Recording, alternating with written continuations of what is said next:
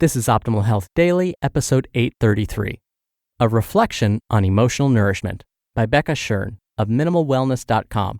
And I'm Dr. Neil Malik, reading you some of the most popular health and fitness blogs out there, with permission from the websites. And if you want some accountability, inspiration, and motivation, come by our Facebook group and request access to join. You can search for Optimal Living Daily Podcasts on Facebook or go to oldpodcast.com/Facebook. Now, today's topic is perfect for a Wednesday episode. Wednesdays are usually when I give you a little bit of inspiration to maybe make it through the rest of the week. So here's a little pre-inspiration before we get to the really good stuff that I'm about to read to you. Quote, "If you could only love enough, you could be the most powerful person in the world." Emmett Fox. I thought that quote was perfect given we're going to talk about emotional nourishment. So with that, let's get right to our post for today as we optimize your life. A Reflection on Emotional Nourishment by Becca Shern of MinimalWellness.com.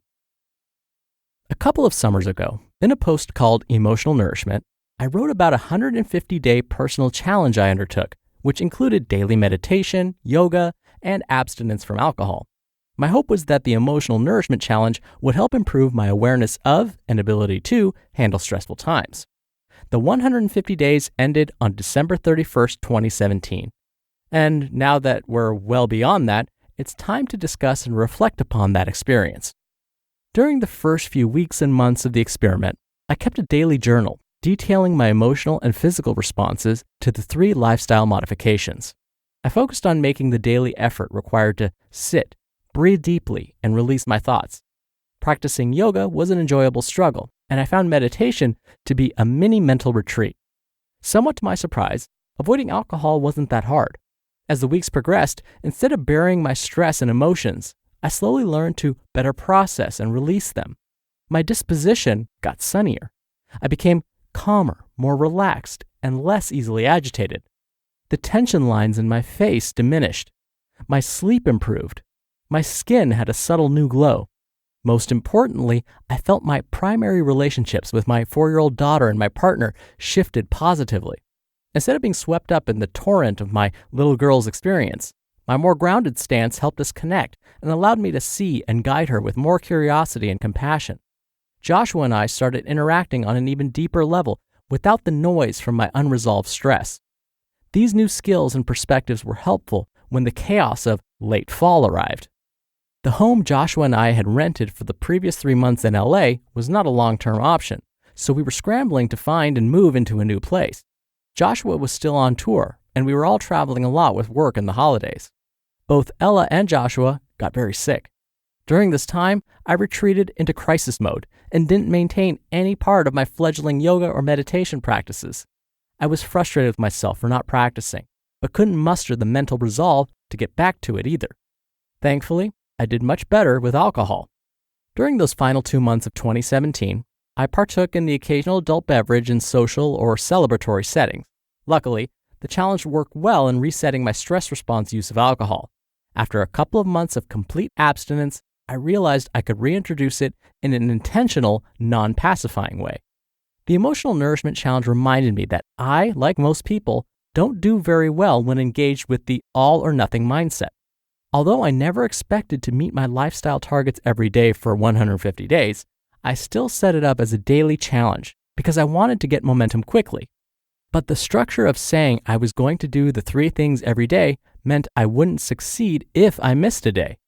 Even though the intention was to develop the skills and habits to better handle my emotional and physical well-being, the path to get there was all or nothing. I failed to uncouple the challenge with the larger habit I was cultivating. So when I slipped for a few days with my yoga and meditation practice, the slip turned into a slide. And within a few weeks, I was back to my baseline of almost never doing either. Of course, this was precisely the time when meditation and yoga would have helped me keep my together and prevent the mini meltdown that occurred. Hopefully, I've learned my lesson in practicing what I preach. I never recommend clients try and develop big daily habits from a starting place of 0. The vast majority of us won't stick to the daily habit long term if it's too far from our baseline. When we slip, The all or nothing approach results in feeling defeated and less likely to take the deliberate steps in the direction we want to travel. Since the start of this year, I've made more of an effort to meditate, and I'm doing 5 to 10 minutes several days per week. When I'm under increased stress, I try my best to learn from my past mistakes, and I take care to meditate more. It helps. The author and news anchor Dan Harris jokingly says meditation makes him 10% less of an a-hole. I say when things are going well, my amateur and intermittent meditation practice helps make me 2% better. During harder times, it helps keep me from sliding too far backward. Yoga has been another story. As much as I try, I simply don't feel drawn to yoga the way I do other physical pursuits. But I've realized now through trial and error that I do need some yoga to stretch my muscles and calm my mind. Perhaps not ironically, pain from immobility is what got me back into the studio. I'm currently including 1 or 2 yoga classes per week when I'm in Montana, and I make time on the mat at home when I'm in LA. It took me quite a while to bring back the habits of yoga and meditation in much more sustainable ways.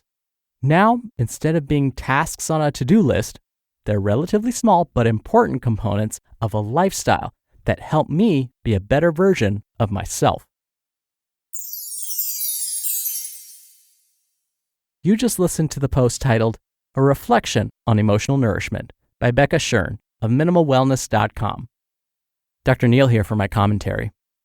I really appreciated Becca's perspective when it came to her clients. She doesn't want them going from a starting place of 0 to this brand new habit. That's because the gap between where they are now, their baseline at 0, to this amazing new habit is far too great. So we have to take little baby steps to get to our ultimate destination. And that's why I'm such a big proponent of taking some of these baby steps. And I so appreciated Becca's honesty when it came to yoga. I've always said that for me, yoga makes me more restless somehow.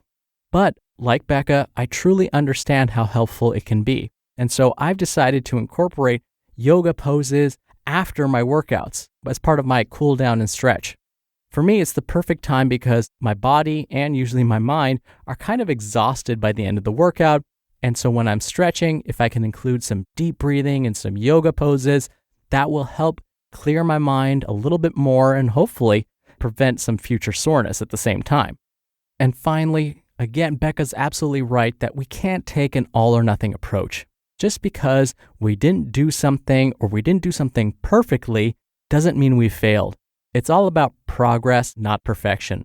So if most of the time you're doing well, you're doing the quote unquote right thing, you're moving on the path towards your ultimate goal, then that's great. That's what we care about. It's okay if you slip up here and there. Don't let a slip, as Becca said, become a slide.